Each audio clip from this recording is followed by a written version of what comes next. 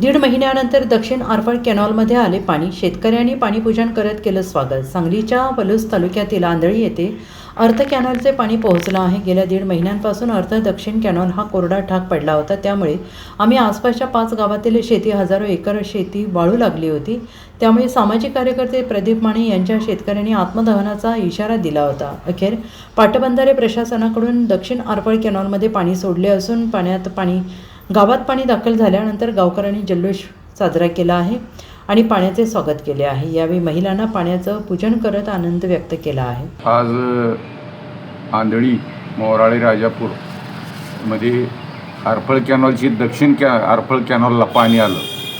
बऱ्याच दिवसाचा दीड महिन्याचा पाठपुरावा करून माननीय अरुणांना लाड, पृथ्वीराज देशमुख बाबा, महेंद्रप्पा लाड असे जिल्ह्यातल्या तालुक्यातल्या सर्व नेत्यांनी शेवटी मीडियावाल्यांनी प्रयत्न केले.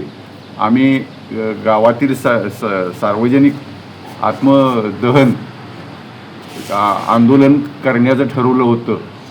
या दक्षतेमुळं, या आंदोलनामुळं आणि माननीय सर्व नेत्यांच्यामुळं आमच्या दक्षिण आरफळ कॅनॉलला पाणी आलं आणि शेतकरी समाधानी सुखावला.